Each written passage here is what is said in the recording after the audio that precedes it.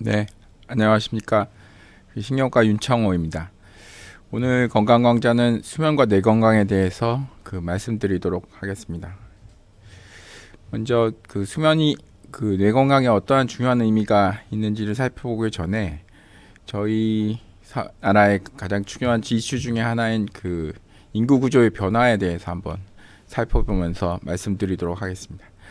통계청 장래이계 추계 결과인데요. 저희 나라가 각 연령 시간대 가로축은 이제 1980년대 시간대별 연도가 기입이 돼 있고 1980년부터 2070년까지의 연도별 데이터가 있고요. 이제 각 그래프가 의미는 80년대 녹색 그래프는 0세에서 14세 어린이나 청소년기에 해당하는 나이대의 구성이고, 파란색은 저희가 보통 생산 연령, 그러니까 산업 활동에 추가해서 경제 성장을 이끌고 사회 발전을 주도하는 시기에 해당하는 생산 연령의 15에서 64세가 해당하고, 이제 저희가 통상 노인 인구, 노령화 인구라고 하는 65세 인구가 이제 보라색에 해당하겠습니다.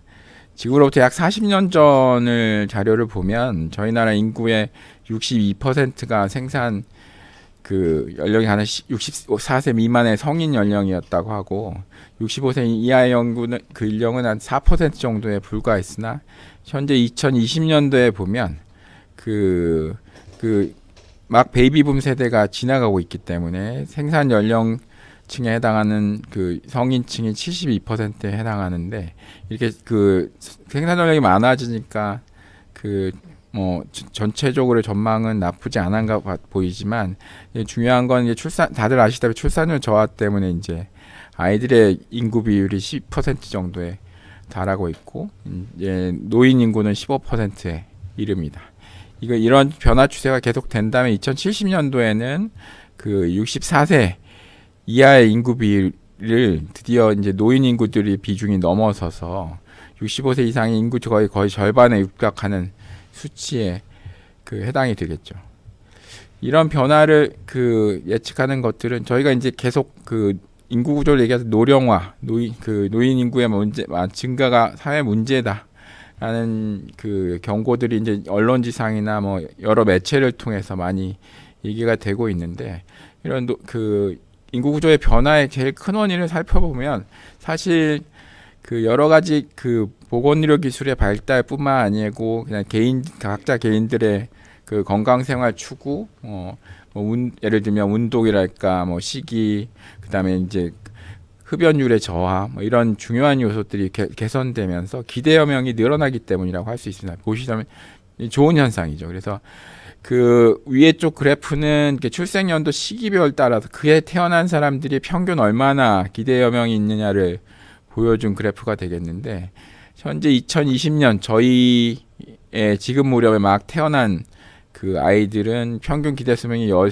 여자아이 여성애 같은 게 86.5%, 남성애는 80세에 이르러서 이제 지금으로부터 40년 전 1980년대 남자애 같은 경우는 간신히 60세를 초과했던 거에 비해서는 거의 20년 이상 기하급수적으로 아주 꾸준히 성장하고 있고, 이런 추세는 2070년이 되면 2070년대 출생자들은 거의 이제 평균 기대여명이 90세를 초과하는 상황에 도달하게 됩니다. 그만큼 사람들의 기대 수명이 늘어나는 것으로 확인됩니다. 결국 이런 기대 수명의 증가의 좋은 점이 노령화를 유발하는 요인이기도 하지만, 사실 저희가 인구 구조의 노령화 많아지는 거는 기대 여명의 증가가 문제라기보다는 이게 출생률 저하가 문제겠죠. 다들 아시다시피 지금 2020년에는 출생률이 이제 1명 이하로 떨어졌었고요. 2070년도에 조금씩 회복이 돼도 1.2에 해당하는 것으로 돼 있어서, 이런 추세는 바뀌지 않는 한 지금과 같은 인구 구조 문제는 피할 수 없으리라고 생각합니다.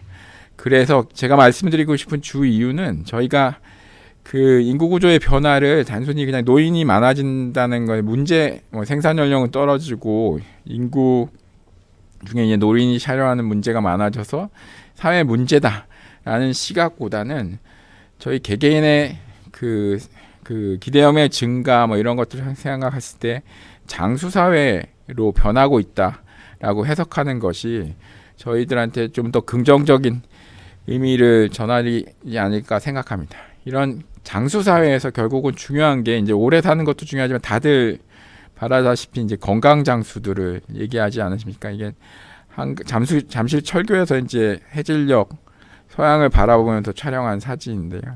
이제 다들 이제 어차피 노령화가 되면 살아온 시기보다는 살아온 시간이 앞으로 살아가는 날보다는 줄어드는 건 마찬가지지만 인생의 허강을 바라보면서 지내긴 하지만 이게 잔잔하게 흐르는 게 한강물처럼 이게 평온한 시기를 보내면서 건강하게 그 마지막 시점을 노년기를 잘 보내는 것이 중요하다고 생각됩니다.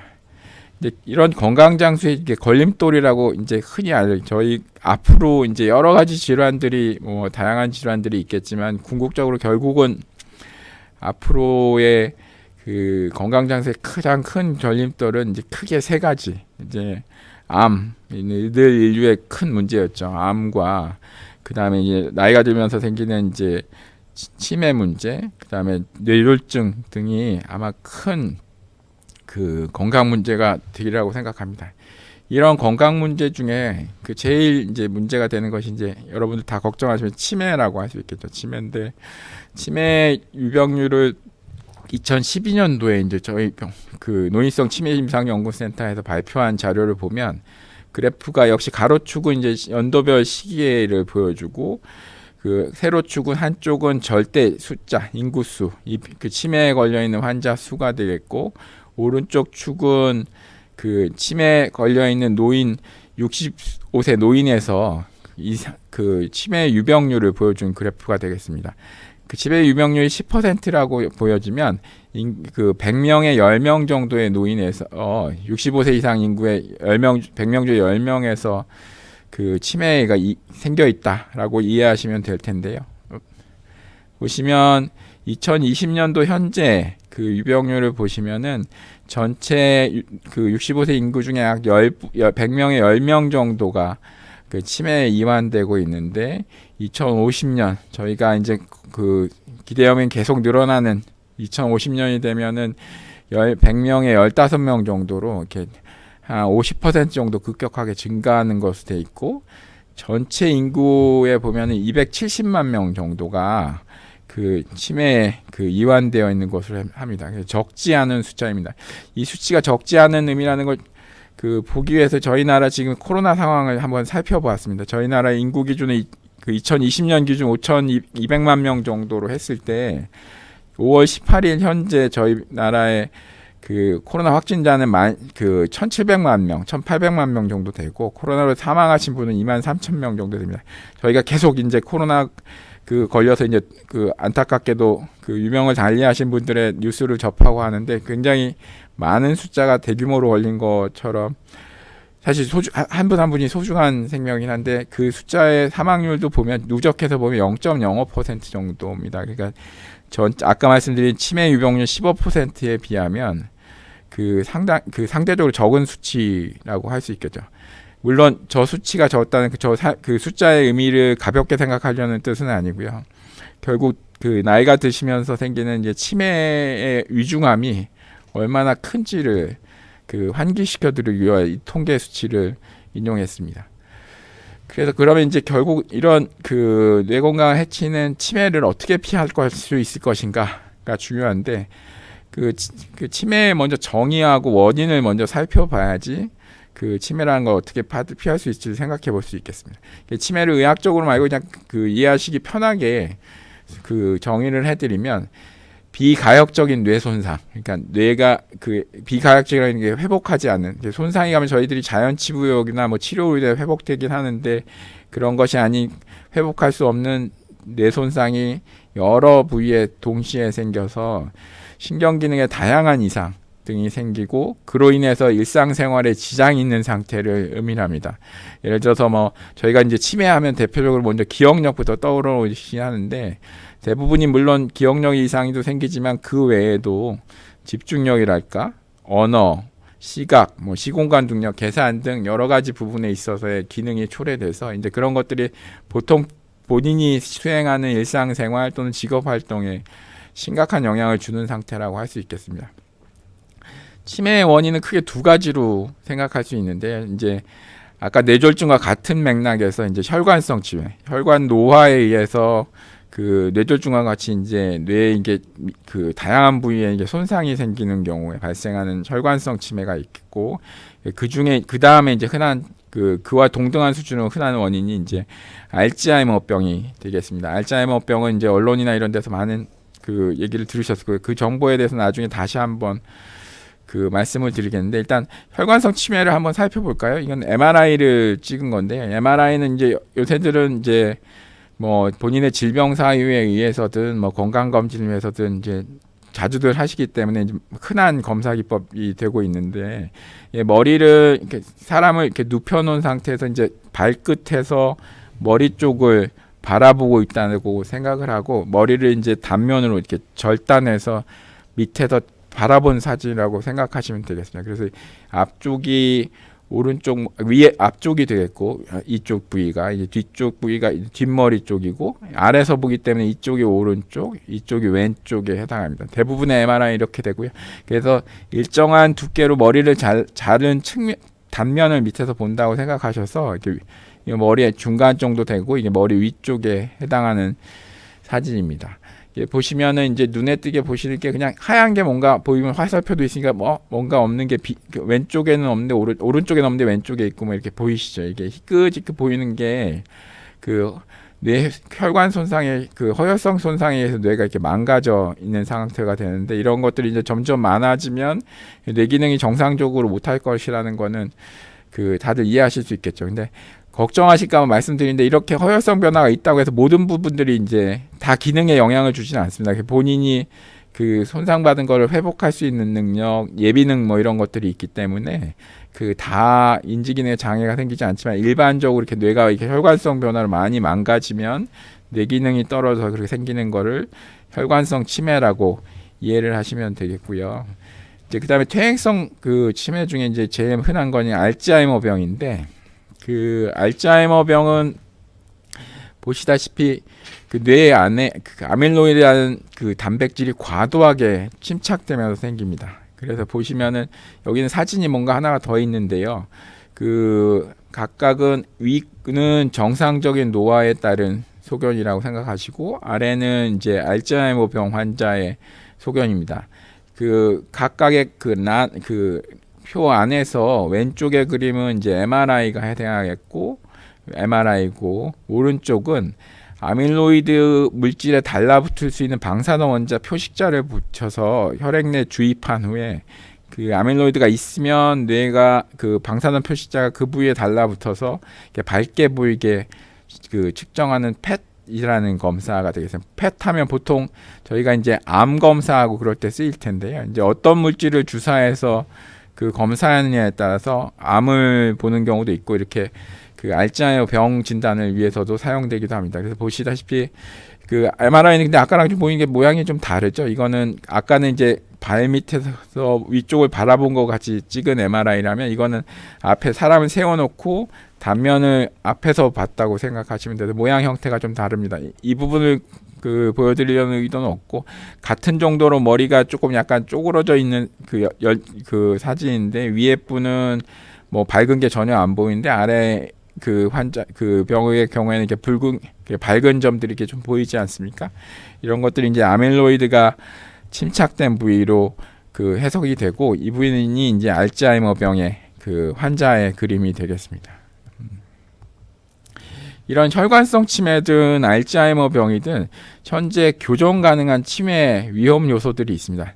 저희가 뭐 남자로 태어난 거, 이런 건 남자가 여자보다 뭐 어떤 질환 생길 위험이 많으면 그건 어쩔 수 없지 않습니까? 그런 것들은 이제 교정 불가능한 거, 아니면 어떤 타고난 유전인자들 뭐 이런 것들은 저희가 조상에게 물려받은 거라서 저희의 아직까지는 노력이나 방법으로 교정할 수 없는 것들이지만, 저희가 생활이나 그 뭐 주의를 통해서 그 개선할 수 있는 부분들이 사실 저희한테 굉장히 중요한데, 그런 것들을 좀 나열해 보았습니다. 그래서 각각의 요소를 왼쪽에 보여드렸고, 그 다음에 이제 그 중간에 값은 이제 치매, 그다음에 알츠하이머병이 걸릴 상대 위험도를 수치화한 겁니다. 상대 위험이란 게 그 예를 들면 비만할 때 비만하지 않은 사람보다 저런 질환, 치매나 알츠하이머에 걸릴 위험 그 비를 보여준 거라고 생각하시면 되고요. 없는 사람 기준을 1로 할 때 비만이 있게 되면 치매 같은 경우는 1.4, 그러니까 40% 정도 치매 위험이 높아진다. 알츠하이머 같은 경우는 1.8배 정도 올라간다라고 생각하시면 되겠습니다. 그래서 해당한 요인의 각각의 숫자에 따라서 차이가 있지만 흡연은 2배 그렇게 되고, 뭐 고혈압, 뇌졸중, 당뇨, 고지혈증 같은 거는 1.2에서 2배, 3배 정도의 그 위험이 있고, 당뇨 같은 경우 알츠하이머병 위험을 올리기도 하고, 대신 운동을 열심히 하면 그 치매나 알츠하이머 비율이 이렇게 떨어진다는 거죠. 살펴보시면 저희가 그 건강 만성 질환들을 관리하는 것들, 저희가 기본적으로 금연하자고 하고 열심히 운동하자고 하고 술도 적절히 먹고 과음하지 않게 하는 것들, 이렇게 생활에서 교정할 수 있는 것들, 그리고 흔히 저희가 그 요즘 만성병 질환 관리들 대부분들 많이 국가에서 정책에 따라서 정기 검진도 해주고 각자의 노력에 의해서 일찍 저희 나라 같이 굉장히 잘 되어 있는 의료 시스템 안에서는 고혈압이나 당뇨, 고지혈증 같은 걸 잘 관리하시지 않으십니까? 결국 저런 것들을 잘 관리하시면 자기가 어떤 위험 인자가 있거나 아니든 간에 그 치매 발병 위험을 최소한으로 할 수 있는 거죠. 그런데 여기서 살펴보시면 이제 대개 이제 이런 위험 요인들이 보니까 대개 혈관 질환 위험 인자들이랑 유사하다는 걸 좀 그 간파하신 분도 있겠습니다. 그래서 그러면 이렇게 결국 수면이 어떤 역할을 하느냐? 그 지금 아까 말씀드렸던 표에 나왔던 여러 교정 가능한 위험 인자 중에 직접적으로 수면에 문제가 있는 경우 비만을 유발할 수도 있고, 어떤 수면 패턴인 경우에는 이제 흡연율이 올라가는 것으로 되어 있고요. 저희가 이제 수면 그 질환이나 수면의 양의 부족 때 제일 흔한 것들이 이제 고혈압이나 당뇨나 뇌졸중 같은 혈관 질환 위험 인자의 발생이나 혈관 질환 위험 인자가 증가하는 것으로 되어 있기 때문에 그만큼 수면의 영향이 그 중요하다고 했습니다. 잠을 잘 자서 수면 부족을 피하고 너무 늦게 자고 늦게 일어나는 걸 피하면 그 체중 증가를 바꿀 수도 있는 거랑 비슷한 거죠. 그 올빼미형들 일반적으로 늦게 야식을 먹고 늦게 일어나고 이러면서 그 대사의 호르몬의 변화 뭐 이런 여러 가지 이유로 그 비만이 많아지는 것으로 돼 있고요. 그 올빼미형들이 이제 늦게 자고 늦게 자라는 이유를 명확하게 설명할 수 그 추정은 하지만 자꾸 흡연 시간이 많아져서 흡연율도 올라가는 것으로 돼 있고, 잠이 부족하거나 올빼미형 같은 경우에 고혈압이나 당뇨나 뇌졸중의 발병 위험이 상대적으로 올라가는 것으로 알려져 있고, 제가 오늘 주로 말씀드린 두 가지 수면 질환, 수면 무호흡증이나 이제 불면증 같은 경우도 고혈압이나 당뇨 등 혈관 대사 위험과 혈관 질환 위험을 발생하는 것으로 되어 있습니다. 그래서 수면 문제를 잘 해결을 하면 여러 가지 그 혈관 질환 발생 위험 인자를 조절할 수 있고, 아니면 혈관 질환 발병을 조절할 수 있고, 그를 통해서 이제 궁극적으로 이제 혈관성 치매나 그 알츠하이머 같은 퇴행성 치매의 발병 위험을 줄일 수 있다는 점을 시사한다 할 수 있겠습니다. 근데 오늘 이 자리에서 모든 수면 질환을 다 말씀드리긴 좀 어려울 것 같고요. 대표적인 수면 질환인 수면 무호흡증과 불면증이 뭔지, 그런 것들을 어떻게 적절히 조절하는 건지 그 가능한 시간 안에서 소개해드리도록 하겠습니다.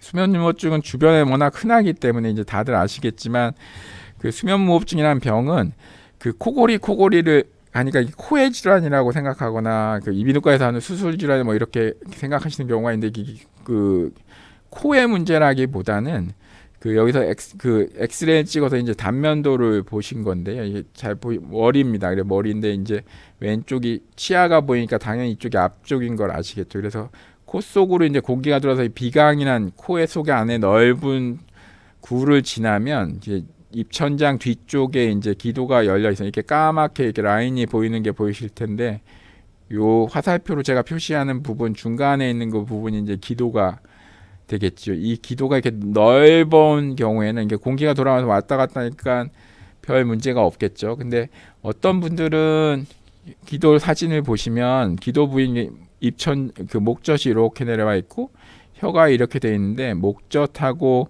혀 뿌리 전체적으로 뒤쪽 기도가 상대적으로 이분에 비해서 굉장히 많이 배율의 차이처럼 오해가 되실 수 있지만 아래쪽 기도 넓이랑 보시면은 상당히 좁아져 있습니다. 이게 깨어 있을 때 이 정도로 좁아져 있으면 잠이 들면 이제 기도가 더 좁아지게 돼요. 왜? 기도를 하는 게 이게 그 어떤 연골이나 뼈로 돼 있는 그 관이 아니고 이게 근육으로 지탱되는 구조인데 잠이 들면 저희가 힘이 빠지죠. 그래서 그 팔다리 근육이 이렇게 푹 처지지 않습니까? 똑같이 기도 근육도 힘이 빠져서 이게 더 좁아지게 됩니다. 근데 원래 넓었던 사람이 좁아지면 그 안으로 호흡하는데 큰 지장이 없는데 좁아진 상태에서 더 좁아지게 되면 그 호흡을 유지할 수 없을 정도로 좁아지게 되죠. 그러면 어떻게 할까요?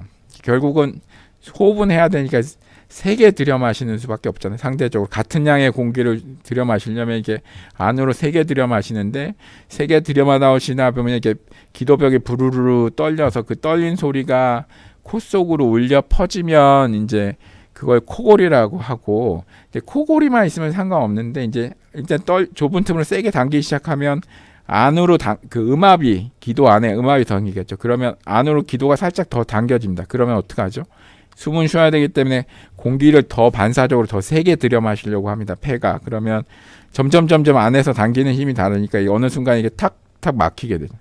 탁 막히게 되면 이제 막힌 틈으로 호흡이 유지가 되지 않으니까 당장에 벌어지는 일은 몸에 산소 공급이 되지 않습니다.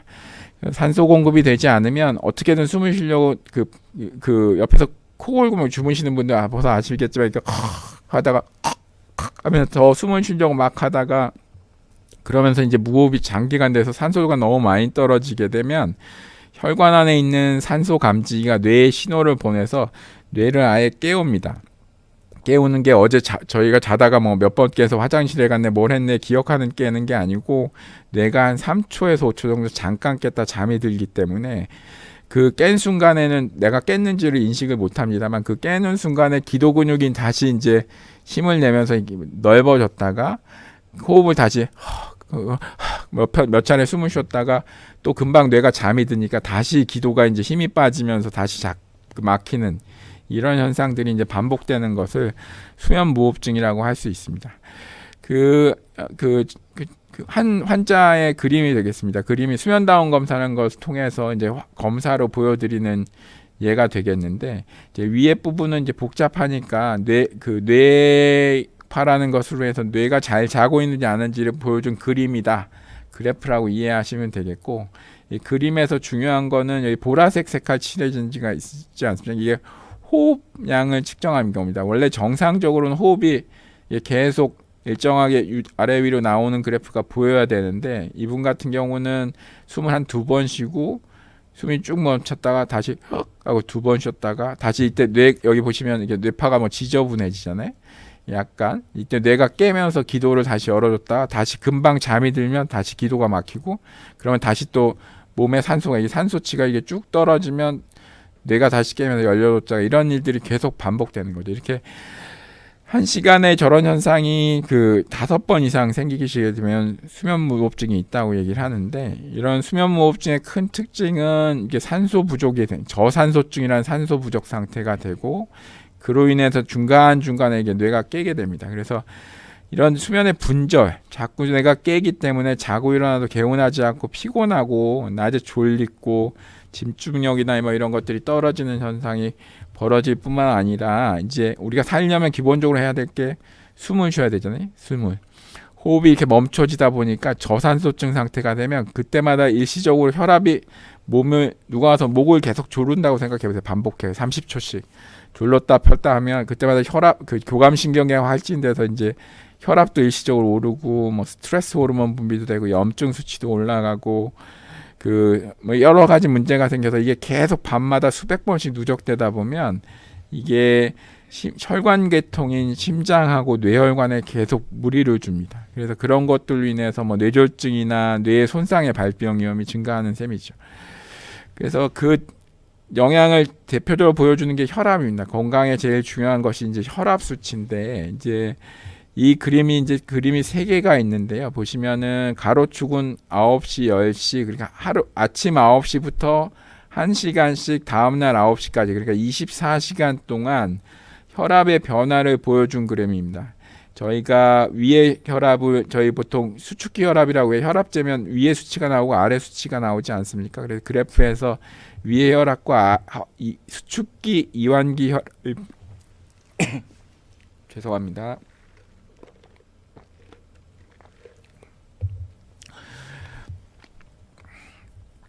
표시가 돼 있고 중간 그래프를 보면 평균 혈압이 되겠습니다. 그래서 자, 위에 분은 정상적인 분들이고 밑에 분들 2명에 측정된 건 비정상적인데요. 원래 정상적으로는 수면이 이게 깨어 있을 때 높다가 잠이 들면 그 스트레스 시스템이 줄어들기 때문에 혈압이 이렇게 쭉 떨어지는 게 정상적인 패턴입니다. 그래서 깨어 있을 때 비해서 한 10에서 20% 정도 그 떨어지는 게 정상이고, 그러면서 이제 심혈관계에 휴식을 하고 안정을 취하면서 회복하는 것으로 알려져 있는데, 그 수면에 뭔가 문제가 생기기 시작하면 어떤 일이 생기냐면, 그게 수면 무호흡증이 대표적인 원인 중에 하나인데, 수면의 질이 좋아지지 않게 되면 이분 같은 경우는 혈압이 떨어지지 않죠. 혈압이 떨어지지 않고 유지만 돼도 문제를 일으키는 것으로 되어 있습니다. 그래서 이렇게 왜냐하면 심혈관계에 휴식할 틈이 없으니까요. 계속 24시간 일하는 거랑 비슷하지 않습니까? 그래서 이게 건강에 문제를 일으키고, 반대로 어떤 경우는 오히려 더 수면 질환의 문제, 이렇게 고혈압, 아까 말씀드린 무호흡증이 있을 때 이제 산소가 들어오다 안 들어올 때마다 이렇게 혈압이 뿡뿡 오르기 때문에 이게 계속 누적돼서 오히려 혈압이 더 오르는 경우가 있습니다. 그래서 더 안 좋은 영향을 미치게 되겠죠. 그래서 수면 건강에 문제가 생기면 저런 수면 중 혈압 변화가 생기는 것으로 알려져 있는데, 이제 그때 이제 무호흡증이 어떤 문제를 일으키는지를 그래프를 보여드리겠습니다. 그 그림이 좀 복잡하고 그 어수선해서 좀 이해하시기 어려울 수 있겠지만, 제가 요 빨간 그래프 2줄만 좀 유심히 보시면 되겠어요. 이게 혈압을 실시간으로 측정합니다. 가로축은 이제 시간이 되겠죠. 밤에 자기 시작해서 아침까지를 기록한 거가 되고, 요 위에 그래프는 혈압을 그 박동마다 이렇게 측정해서 보여준 그래프이고, 이제 이건 몸에 들어온 산소 양입니다. 산소 양인데 정상적으로 이렇게 유지가 돼야 되는데 밑으로 막 지저분해지는 것들은 무호흡증에 의해서 호흡이 멈추면 산소가 쭉 떨어져 다시 숨 쉬면 좀 회복됐다, 이게 계속 반복되는 현상을 보여주는데, 자, 산소가 잘 유지해야 될 때 보면 혈압이 비교적 일정하게 잘 유지가 되는데, 산소가 떨어질 때 보면은 혈압도 막 덩달아서 막 오르락 내리락 하면 전체적으로 올라가는 것들이 좀 보이시죠. 이런 현상들이 계속 실제로 생깁니다. 그래서 무호흡증이 있으면은 혈압에 직접적으로 저런 영향을 주고요. 결국 이런 무호흡증이나 이런 것들이 이제 혈압만 예를 들었지만, 그거 외에도 굉장히 많은 뭐 인슐린 호르몬, 아까 스트레스 호르몬, 혈액도 끈끈해지고 이런 것 때문에 혈관계에 그 손상을 많이 줍니다. 그 중에 이제 대표적인 게 혈관 노화에 의한 허혈성 뇌 변화라고 생각하시면 되는데, 그 정도를 쉽게 보여주기 위해서 MRI 사진을 3장을 갖고 왔습니다. 보시면은 아까 말씀드렸지만 그 똑같은 단면을 측정한 거예요. 이게 희끗희끗한 게 뇌가 그 손상을 받은 부위가 되겠는데, 이걸 허혈성 뇌 변화라고 합니다. 허혈성 변화라고 하는데, 혈관이 동맥경화등 같은 걸 위해서 노화가 되면서 작은 혈관들이 이제 그 망가져 나가면 그 뇌가 같이 손상을 받겠죠. 그 부분을 보여주는데, 이게 적은 약도 있지만 나이가 들면서 이게 점점 많아지고, 누구나 얼굴에 주름살을 피할 수 없듯이 그 일정 부분은 관찰되고 있는데, 어떤 사람들은 굉장히 많고 상대적으로 어떤 사람은 적게 됩니다. 많으면 많을수록 뇌졸중의 발생 위험이나 치매의 발생 위험이 증가되는 것으로 되어 있습니다. 네, 그런 것들을 그리 어떤 수면 무호흡증과 그 허혈성 변화의 양을 비율을 봤는데, 이게 세로축은 그 아까 말씀드렸던 허혈성 변화가 있는 비율을 얘기를 하고, 그 가로축은 수면 무호흡증의 등급에 해당합니다. 그래서 맨 왼쪽은 무호흡증이 없는 정상인들, 그 다음에 가운데는 경증 수면 무호흡증, 이제 무호흡증이 좀 덜 심한 경우, 그 다음에 제 오른쪽은 이제 무호흡증이 심한 경우에 해당하는데, 이게 나이가 드신 분들이라서 나이가 드신 분들한테 정상인들에도 아까 말씀드린 허혈성 변화 일부 주름살이 조금씩 있듯이 일부 변화가 있긴 한데, 무호흡증이 많아지면 많아질수록 2배 이상 많아지는 것으로 되어 있죠. 그래서 그만큼 뇌 혈관 노화가 빨리 촉진되는 것으로 알려져 있고요. 또한 이런 그 MRI에서 직접 눈으로 보이는 그 손상 외에 저희가 백질이라고, 뇌는 이제 껍질이 있으면은 그 피질이라는 게 있잖아요. 피질이 이제 뇌세포들이 막 잔뜩 모여 있어서 서로 이제 뇌가 이제 활발한 활동을 하는데, 자기 혼자 활동하고 있으면 아무 의미가 없잖아요. 그게 뭔가 서로 영향을 주고받으면서 신호를 전달하기도 하고 받기도 하고 하면서 뇌의 기능을 그 하고 있는데, 그런 백질의 손상을 그 MRI 측정한 기법으로 해서 정상인들에 비해서 변화를 보시면, 이게 군데 여기 저기가 그 무호흡증에 있는 경우에는 이게 손상되어 있는 것을 확인할 수 있습니다. 그래서 이런 부위가 그 손상이 되면 서로 그 인지 기능에도 변화도 주고 뭐 여러 가지 뭐 치매나 이런 발병 위험도 증가하는 것으로 알려져 있어서, 눈에 보이지 않는 이상까지, 아까 MRI 받은 사진에 보이는 이상뿐만 아니고 사진에 안 보이는 이상도 숨어 있다고 얘기를 할 수 있을 것 같고요. 이런 것들이 이제 그 지금 상태에서 무호흡증이 있는 상대방과 무호흡증이 없는 나를 비교했을 때의 결과도 보지만, 이게 누적됐을 때 어떤 영향을 보이는지 본 연구입니다. 이게 복잡해서 뭐 이것들의 각각의 해석을 그 설명드릴 의도는 아니고요.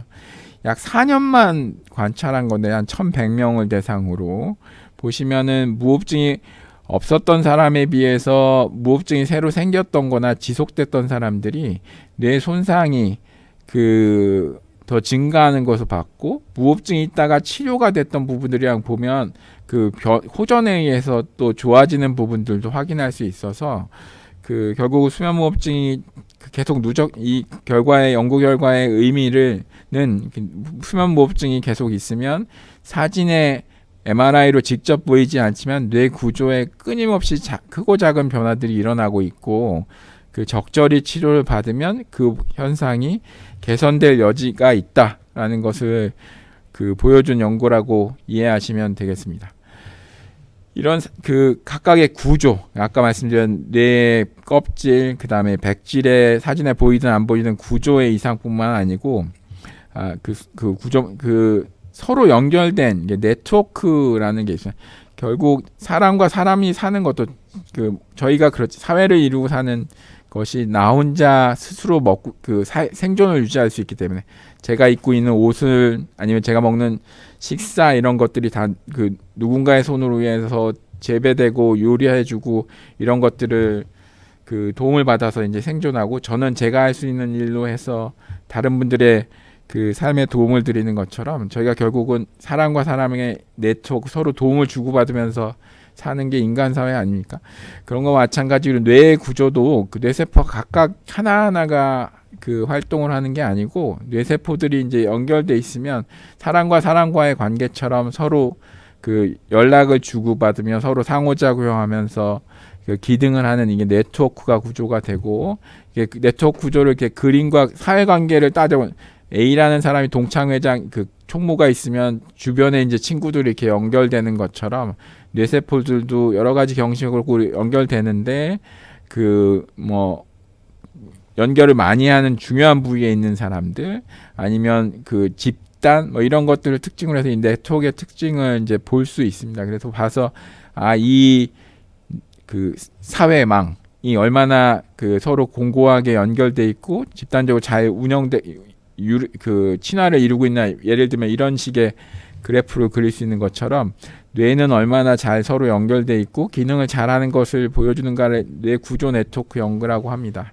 그래서 보시면은 이제 그 연구 결과들의 이제 정상인에서 한번 살펴보시면 A, B, C 세 개의 그림이 있는데, 각각의 의미는, A는 아까 말씀드린 백질, 그러니까 뇌신경과 신경을 연결하는 전깃줄, 섬유 다발을 전체적으로 다 보여준 거라고 생각하시면 되고요.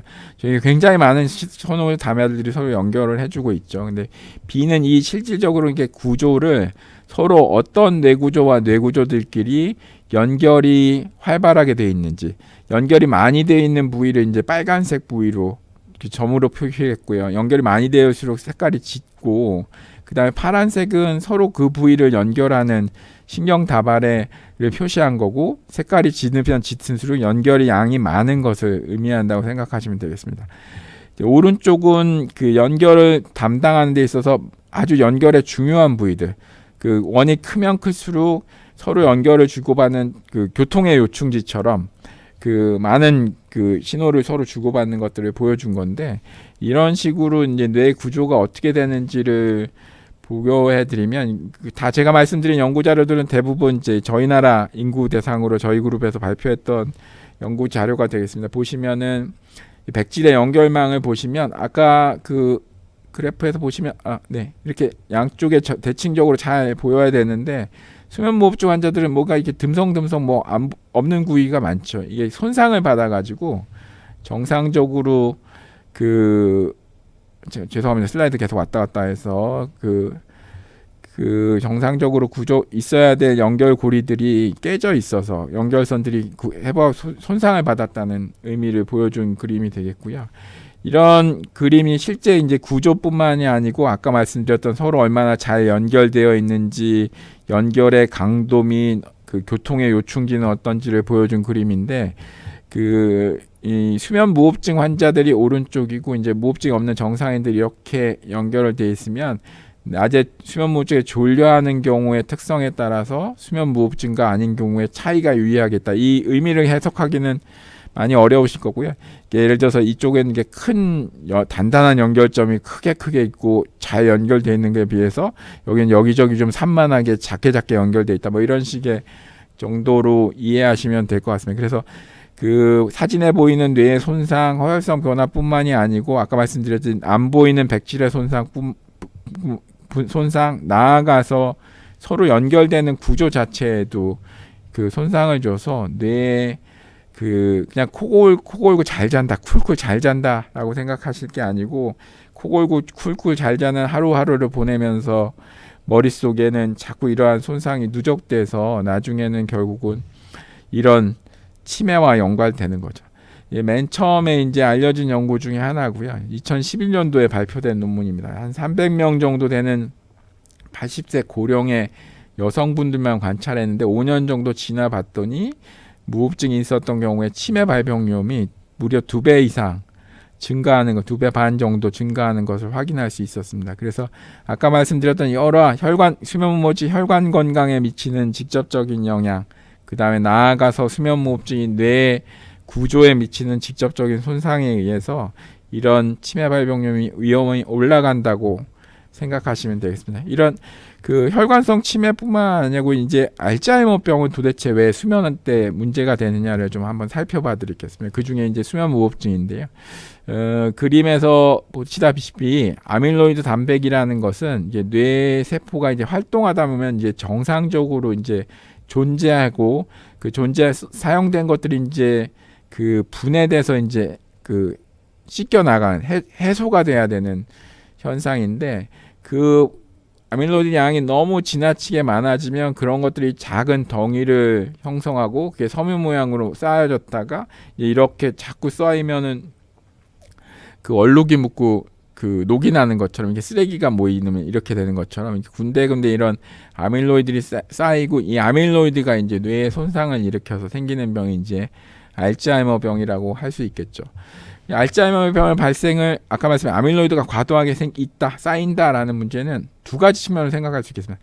일단 너무 많이 생기든지, 아니면 생긴 게 적절하게 제거가 되지 않든지, 그러면은 이제 아밀로이드 그 알츠하이머 병이 생기는데, 수면무호흡증 결론부터 말씀드리면 수면무호흡증은 아밀로이드 많이 생기게 하고 아밀로이드 제거도 일어나지 않겠습니다. 엎친 데 덮친 격이죠. 그러니까 쓰레기는 많이 만들어내는데 치우진 않고, 그러면 그 계속 그 집안이 엉망진창 되는 것처럼 마찬가지겠죠. 그래서 뇌에도 이런 일이 생기는데, 동물 실험 예를 하나 보여드리면, 이제 저산소증 상태가 되면 복잡한 그림이지만 그냥 그 보시기에 저산소증이라는 특수한 단백질이 이제 몸에서 그 유발이 되면 그거에 의해서 아밀로이드를 많이 만드는 그 효소의 양이 늘어나게 돼 있습니다. 그래서 그게 자 보시면 저산소증이 되면 뭔가 이렇게 까만 게 저산소증 단백질 양이 늘어나고, 그게 많아지면 그 아까 말씀 아밀로이드 만드는 효소량이 이제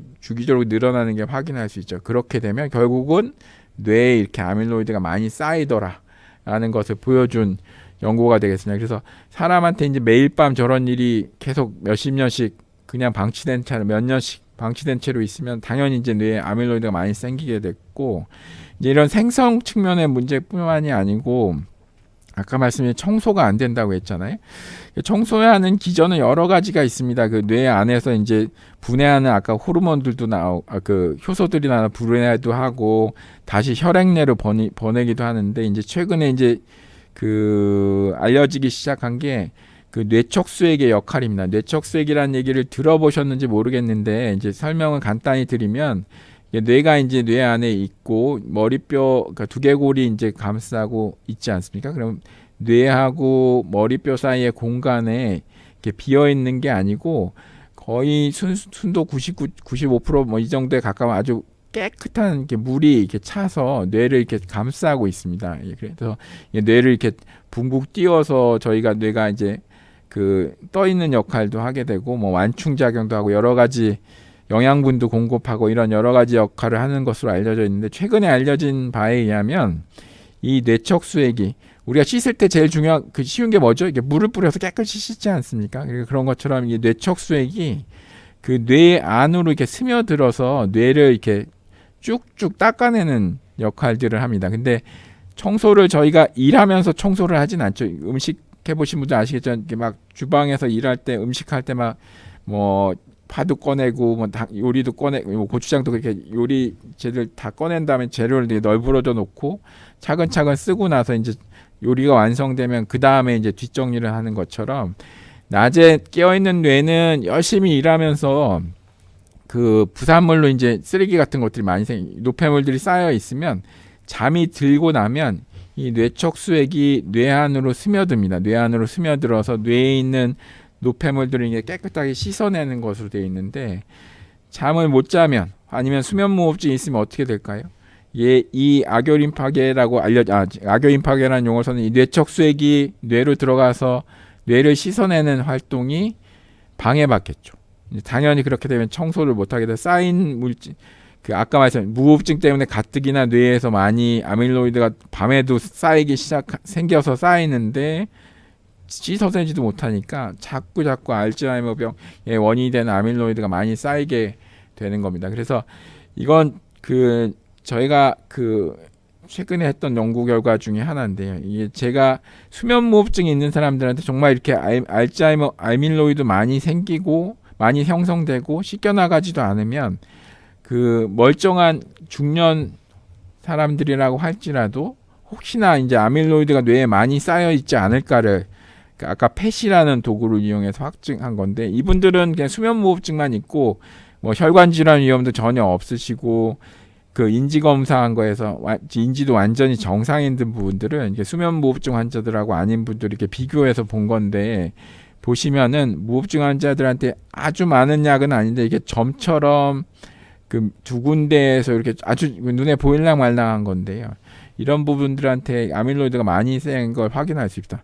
저렇게 조금 쌓인 게 무슨 큰 영향을 주겠느냐라고 할 수도 있지만, 알츠하이머병의 발생 단계를 보시면, 자, 오른쪽 축은 이제 병의 병기라고 생각하시면 돼서 정상이었다가 이제 잠복기를 거치고 인지장애가 살짝 생기고 경도인지장애라는 게 있고 나중에 이제 치매라는 게 발병하는데, 자, 발병 전, 치매가 생기기 전부터 이제 발병 전 아밀로이드가 쌓이기 시작한, 이게 아밀로이드가 쌓이기 시작하는 시점이거든요.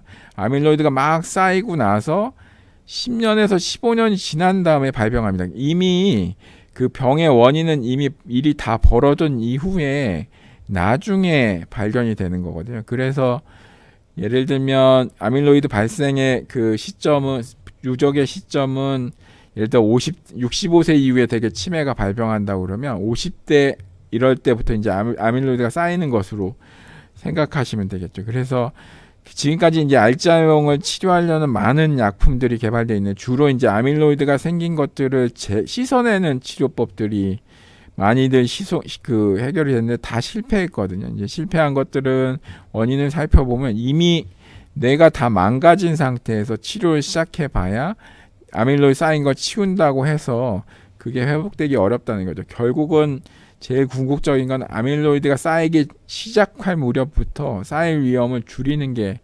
최선이라고 생각하면 되겠습니다. 그래서 수면무호흡증이 저렇게 치매 발병률을 두 배 정도 올린다고, 2배 이상 올린다고 했을 때 결국은 40대 50대 그 중년 시기 내에 아니면 그 이후에도 늦지 않았으니까 그 조기에 수면무호흡증 치료하는 게 그만큼 치매 발병률을 줄인다는 데 도움이 될 것이라고 이해하시면 되겠죠. 그래서 보시면은 그 요즘은 다행히 2017년도부터는 의료보험이 돼서 이제 수면무호흡증의 치료법으로 이제 지속적 양압기라는 게 있습니다. 저희가 보통 CPAP에서 주변에서 쓰시는 분들 요즘 많이 늘어나셔서 흔히들 아실 텐데요. 이제 아까 말씀드렸지 수면무호흡증이 기도가 꽝꽝 닫히는 거라고 얘기 드렸지 않았습니까? 이제 튜브가 자꾸 닫히니까 이게 자전거 제가 흔히 자전거 튜브 밖에 있는 튜브인데 바람 빠진 타이어가 되면 이렇게 꽝꽝 닫히면 저희 어떻게 하죠?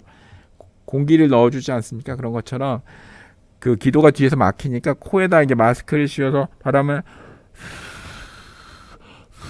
적절한 양의 바람을 불어 넣어줘서 막힌 것을 개방해주는 장치가 되겠고요.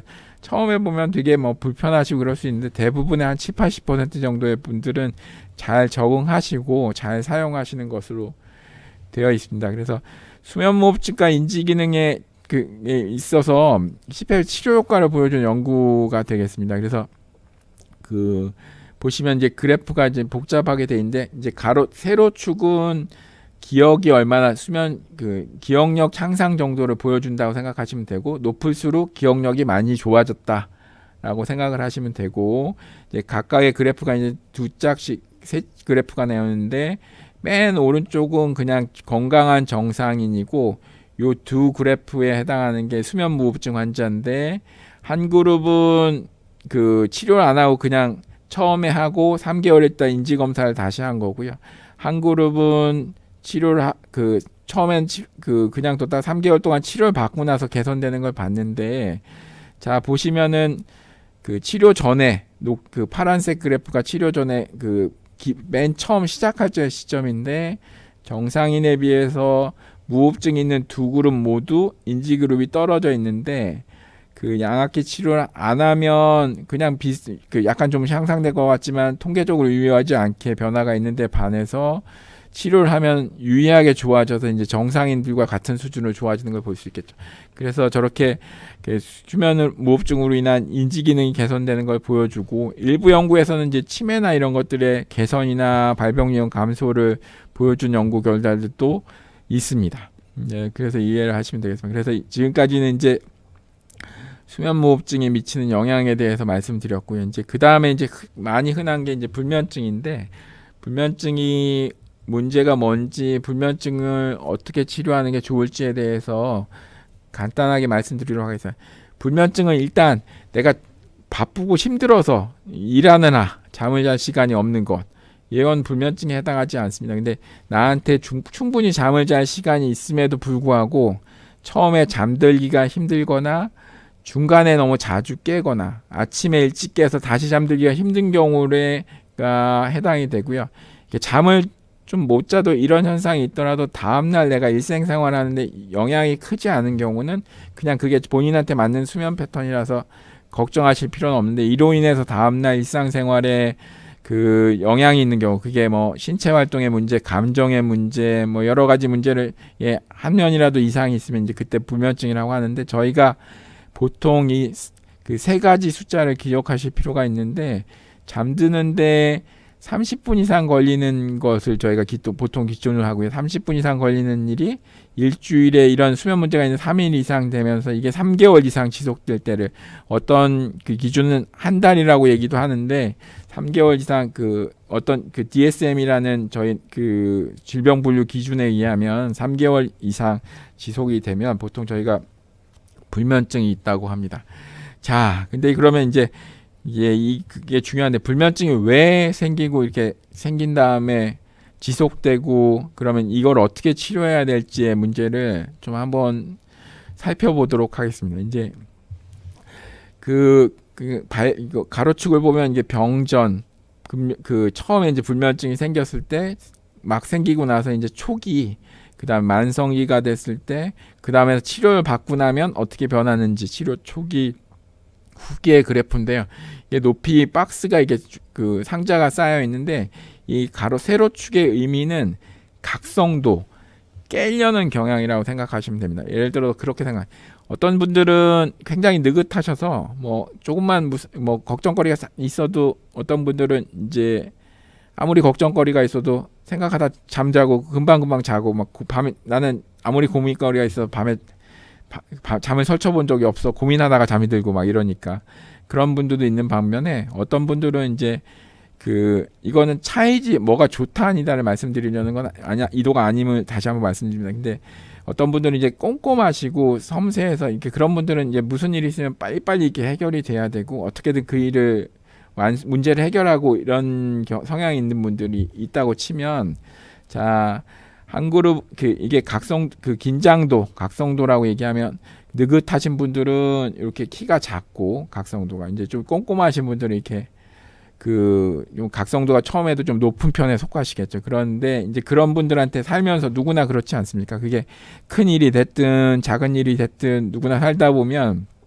무슨 일이든 겪죠. 그게 건강상의 문제일 수도 있고 가족 간의 불화일 수도 있고 아니면은 뭐 친구들 간의 불화 아니면 경제적인 이유 뭐 여러 가지 일면서 살면서 생기는 여러 가지 문제들이 이게 턱 닫히면 이만한 크기의 격정거리가 생기면 느긋했던 분들은 이게 짐이 더 쌓여도 각성도가 잠을 못 잘 역치에 도달하지 않기 때문에 잠자는데 큰 문제가 없는데 이제 불면증 발병 전에 좀 꼼꼼하시고 섬세하신 분들이 이만한 크기가 생기면 각성도가 올라가서 잠에 들 수 있는 역치를 넘어가기 때문에 이제 잠을 못 자기 시작합니다.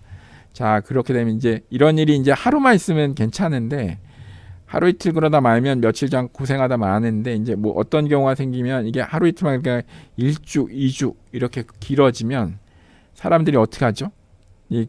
굉장히 힘듭니다. 하루만 못 자도 힘든데 이제 1, 2주씩 못 자면 다음날 얼마나 힘들어집니까? 그러면 나한테 잠 못 자는 게 굉장히 큰 문제가 되기 때문에 사람들이 이제 큰 문제가 되면은 어떻게 합니까? 문제나 해결해야 될 문제가 있거나 해야 될 목표가 있으면 잠을 어떻게든 자야 돼.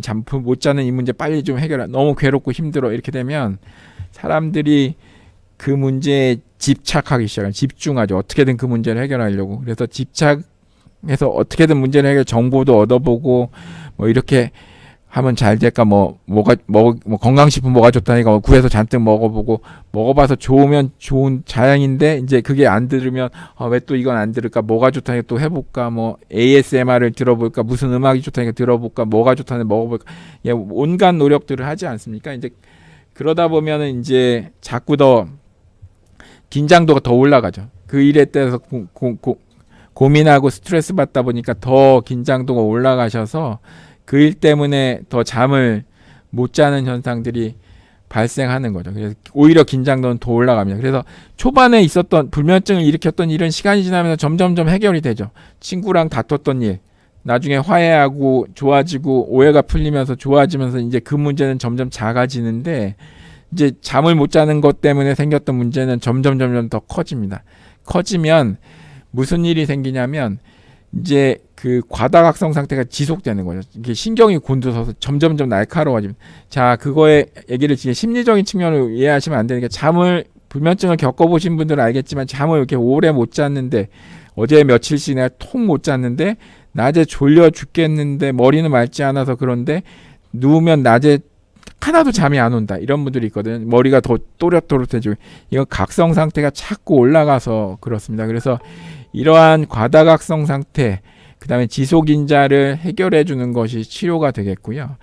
약물 치료, 저희가 보통 많은 수면제는 이런 각성 상태를 약물로 이완시키는 치료라고 생각하시면 되겠고, 그 치료에 말고 비약물 치료로 제가 소개시켜 드릴 불면증 인지행동 치료는 이 불면증을 지속하게 하는 부분들을 해결해 줘서 이게 해결이 되면 역치가 낮아지면 이제 잠자는 거에 대한 걱정, 두려움으로부터 해결되면서 점점 수면이 개선되는 것들을 볼 수 있습니다. 이런 것들을 이제 이 치료 과정이라고 생각하시면 돼서 결국은 제일 중요한 게 살면서 나의 성격 바뀔 수 없지 않습니까?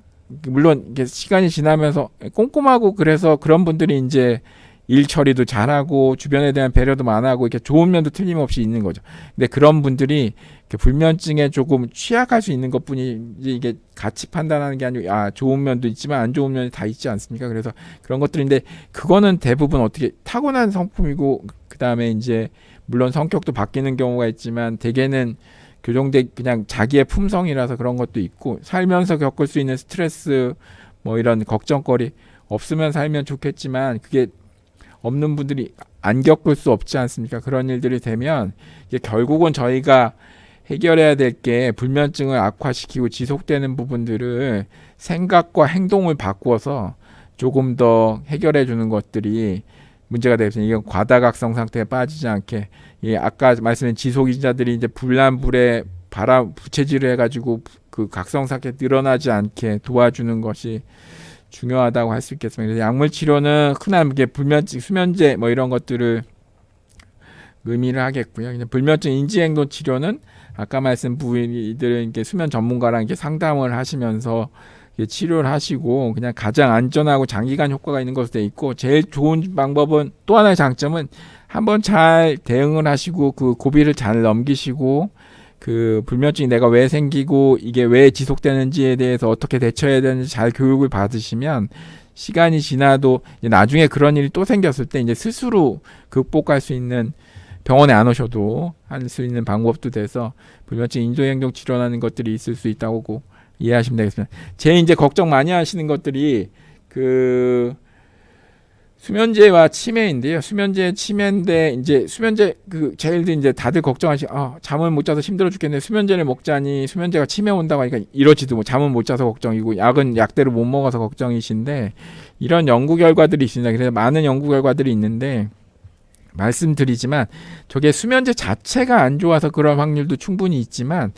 약을 먹어도 잠을 못 잘 정도로 불면증이 아주 심한 경우이기 때문에 그럴 경우도 있습니다. 그 연구 분석 디자인상 그거를 구별해낼 수 없기 때문에 무조건 수면제가 나쁠 거라고 오해하실 필요는 없겠다라는 설명을 드립니다. 그래서 제한된 시간이 지나서 일단 그 결론을 말씀드리면 수면을 통해서 저희가 생활할 때 제가 계속 환자분 제 건강 생활 그게 뭐 암이 됐든 뇌졸중이 됐든 뭐가 됐든 건강에 제일 중요한 거는 잘 먹고 운동하고 잘 자는 겁니다. 그래서 이 세 가지만 잘 하셔도 그 어떤 약이나 어떤 뭐 건강식품보다 그 본인의 건강 장수란에 굉장히 중요한 기여를 할 거라고 생각합니다. 그거와 더불어서 이제 저희가 이제 음주는 적절하게 하시고 금연은 담배는 당장 끊으셔야 되고요. 그다음에 혈압이나 혈당 고지혈 관리 정기 검진 하시면서 잘 받으시고 그것과 더불어서 이제 아까 말씀드렸지만 잠 잘 자는 것만큼 흔히 말하는 보약이 없지 않습니까? 그래서 규칙적으로 충분히 주무시고 그게 본인의 의지대로 되지 않는 수면 질환이 있는 경우에는 이제 적절하게 평가를 받으시고 치료를 받으시기 바랍니다. 자, 제가 말씀드릴 내용은 이것으로 해서 정리하고 나중엔 질의응답을 받겠습니다. 네, 감사합니다.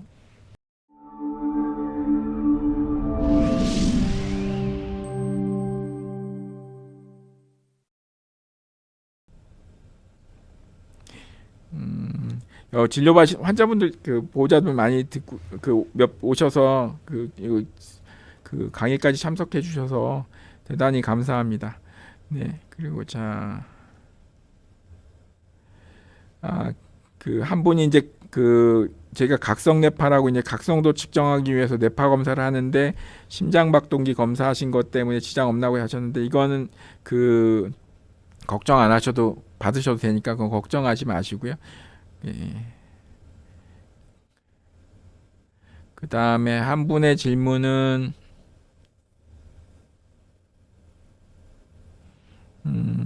불면증으로 고생하시는데 한두 시쯤 주무시고 수면제를 먹으면 다음날 종일 비실거린다고 얘기하시는 분은 있는데 이게 약물 치료를 하시는 거에 부작용이 있으면 약을 적절한 약으로 변경하는 방법이 있는데 제가 말씀드리지만 수면제 시도보다는 불면증 인지행동 치료가 가능하신 상황인지 봐서 도움이 될 것 같으시면 해보시고 진료를 한번 받으시는 게 도움이 될 수 있습니다. 네, 그래서 일단 약물을 요약하면 약물을 부작용이 좀 덜한 그런 약효기가 좀 짧고 약한 것을 바꾸든지 그것보다는 그런 방법이 있고 나아가서 불면증 인지행동 치료를 한번 좀 생각해 보시면 좋겠다는 말씀을 드리고요. 그 다음에 한 분은 9년 정도 수면제를 드시는데도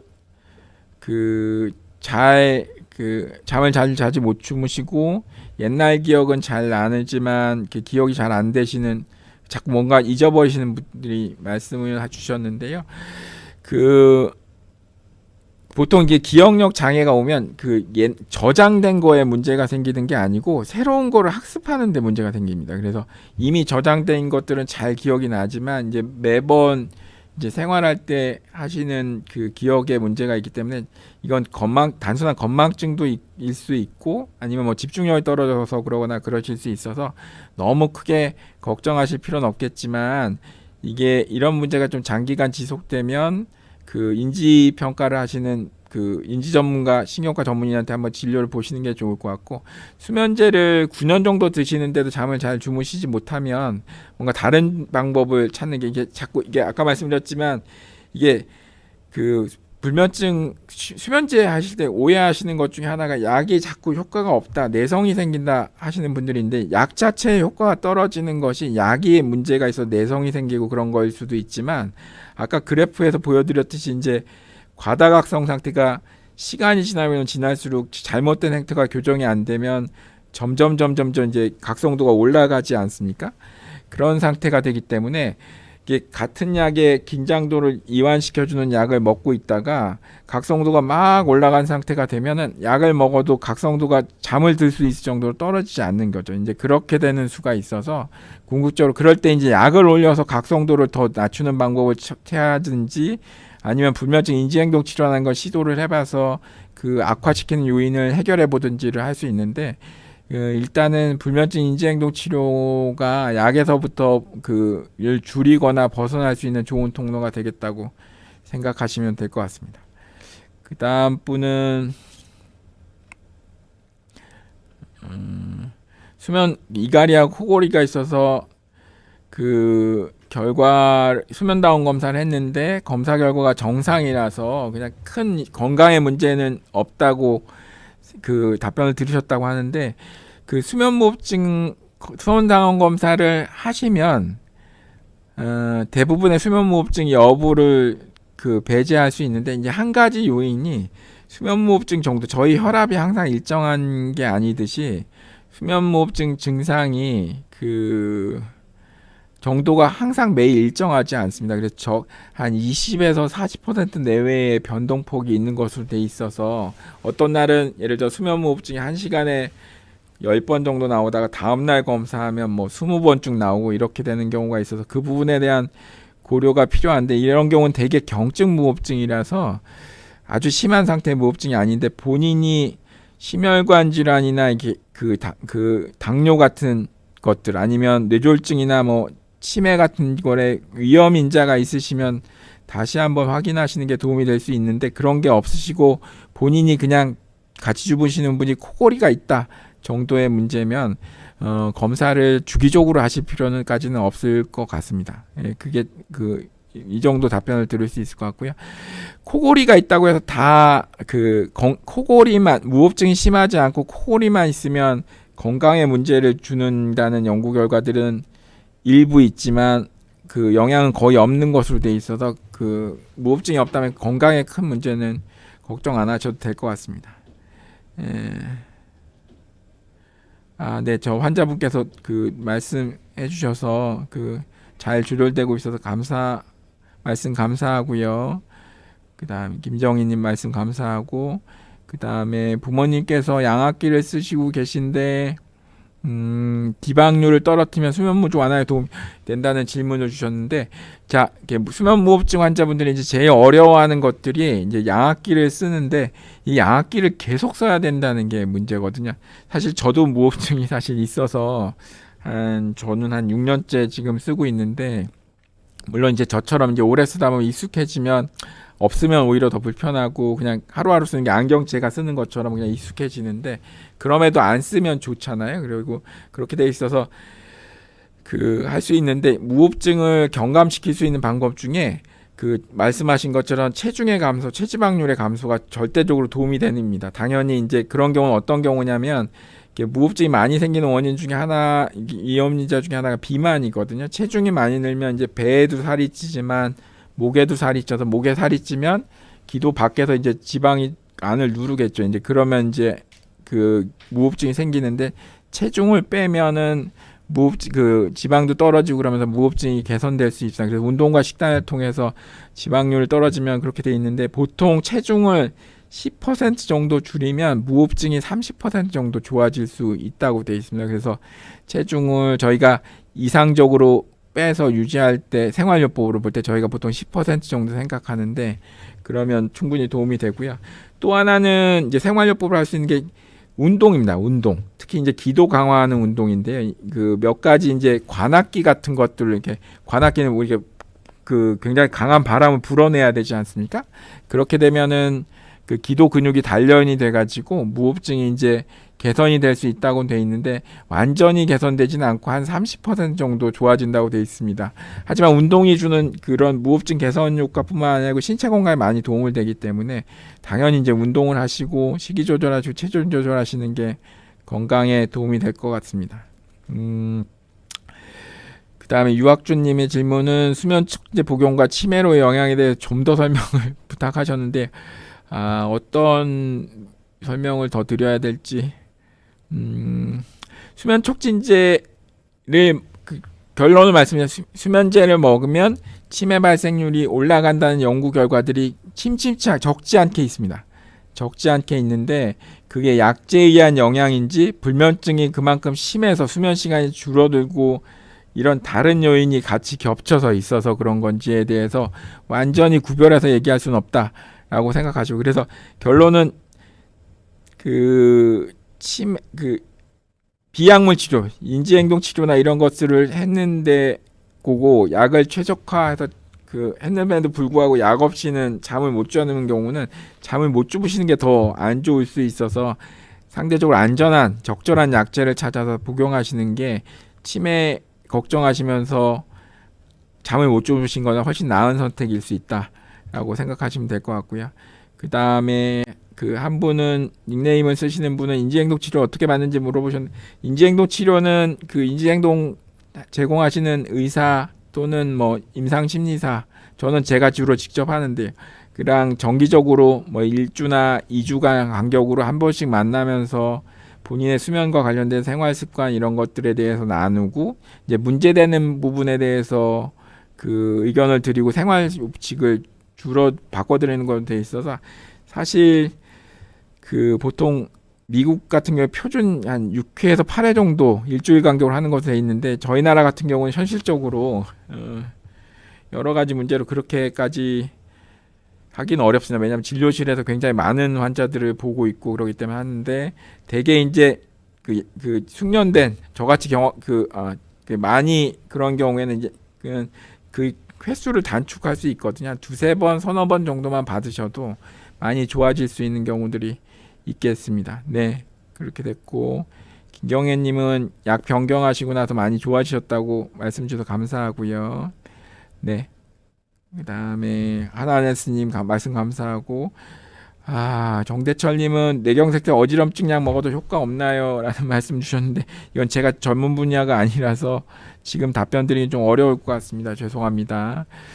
그 다음에 한 분은 산소 발생기 주는 만성 폐질환 분이신데 잠을 잘 수 없다고 하시는데 만성 폐질환 환자분한테 이제 불면증이 겹친 예가 되겠죠. 그래서 불면증인데 이제 여러 가지 원인에 대해서 굉장히 기저질환 때문에 어려움 뭐 이런 것 때문에 생기실 수 있는데 이것도 불면증도 마찬가지로 적절하게 약물 치료나 아까 말씀드렸던 비약물 치료를 받으시면 주무시는 것들이 좀 해결될 수 있겠습니다. 잠잘 때 그냥 선우타님은 잠잘 때 계속 꿈을 꾸기 때문에 수면의 질이 안 이제 치료를 받아야 한다고 말씀하셨는데, 아까 말씀드린 불면증 자꾸 자다 깨도 잠들기가 어려워도 제가 말씀드렸지만 다음날 일상생활에 지장이 없으면 굳이 치료받으실 필요, 불면증이 아니다라고 말씀드렸던 마찬가지로 이게 꿈을 계속 꾸더라도 그 꿈자리가 뭐 기분 나쁘다 뭐 이런 것들의 문제가는 건강상의 문제가 되지는 않고, 다음날 피곤하고 개운하지 않고 이런 느낌 때문에, 아니면 동반한 심혈관 질환이 있는 경우에는 그 치료를 받으셨는데 그게 아니면 굳이 치료받으실 필요는 없고요.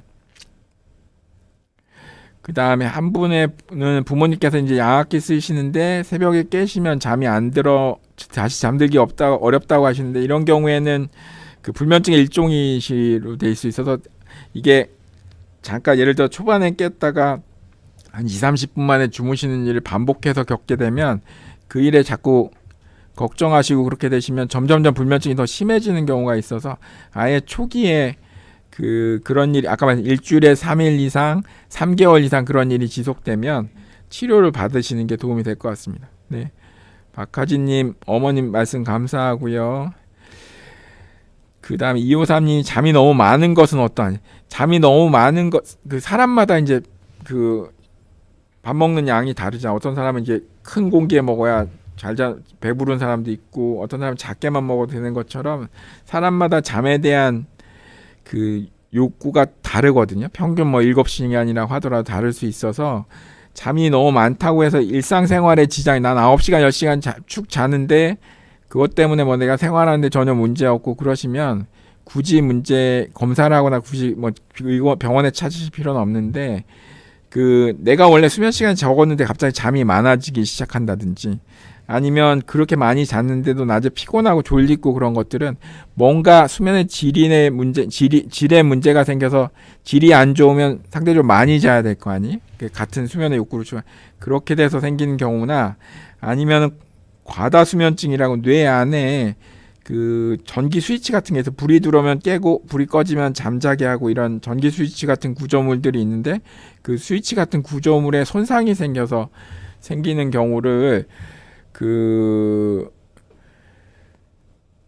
과다수면증이라 합니다. 그런 경우에는 이제 치료를 받으셔야 되는 경우가 있습니다. 그 다음에 처음에 잠들 때 무호흡증을 올라서 깨서 잠을 들 수 없다는 경우는, 그는 불면증하고 수면무호흡증이 같이 겹쳐 있을 수 있어서 각각의 개별 그 두 가지 사항을 해결하시면 됩니다. 그래서 잘 해결하실 수 있어서, 그게 본인처럼 지금 말씀하신 거 괴로우시면 어디든 그 진료를 받아보시는 게 도움이 될 것 같고요. 그 다음에 이성수님 그 말씀 감사합니다. 지금처럼 양압기 잘 쓰시고요. 계속 건강하셨으면 좋겠습니다. 네네. 그 다음에 박정혜님도 외래에서 나중에 뵙겠고, 김화자님 네, 그 말씀 감사합니다. 다음에 뵙겠고요. 네, 되겠습니다. 그 다음에 이제 마지막 그 질문이신 것 같은, 아직 시간 여유가 좀 있나요? 네. 그 뇌전증 환자들은 최소 몇 시간 이상 단단 지표, 뇌전증이든 다른 무슨 기저질환이 있든 간에 이제 그냥 적절한 수면을 취하시면 되는데, 아까 말씀드렸듯이 이제 그 미국 수면학회 가이드라인 예를 들면 보면 성인은 보통 7시간 이상은 자야 된다, 이런 얘기들이 있거든요. 근데 그거는 말 그대로 가이드라인입니다. 식당에 가면 그 표준 식판 나오잖아요. 제가 먹는 거에 제가 자꾸 비유를 해서 그런데, 식판의 크기가 대부분 비슷하지, 밥공식이 동일하지 않습니까? 그래서 표준량은 있지만 사람마다 그 잠자는 수요가 필요량이 다르기 때문에, 내가 예를 들어서 6시간 정도 자도 다음날 난 피곤하지도 않고 뭐 생활하는 데 지장이 없으면 뭐 6시간 자도 괜찮죠. 그럼 내 수면의 양이 부족하지 않느냐를 볼 수 있는 제일 간단한 방법은, 내가 혹시 그 주중에는 일할 때는 하루에 6시간 정도 자는데 주말 쉬는 날에는 뭐 그거보다 더 7, 8시간, 뭐 9시간 이렇게 길게 잔다. 이 얘기는 주중에 뭔가 수면 부족이 있는 거거든요. 그래서 주중하고 주말에 대부분의 많은 사람들이 이제 업무 피로나 생활의 피로 때문에 주말에 되게 많이 주무시게 되는데, 주중보다 주말에 좀 더 자는 경우에는 수면 그 시간을 주중에 상황이 허락한다면 조금이라도 더 늘리시는 게 좋을 것 같습니다. 이렇게 답변 드린 게 도움이 되셨을지 모르겠습니다. 네. 그래서 긴 시간 참석해주고 경청해주신 여러분들께 감사드리고요. 예, 다음에 혹시 기회가 되면 조금 더 다른 내용으로 인사드리도록 하겠습니다. 감사합니다. 이상으로 마치겠습니다.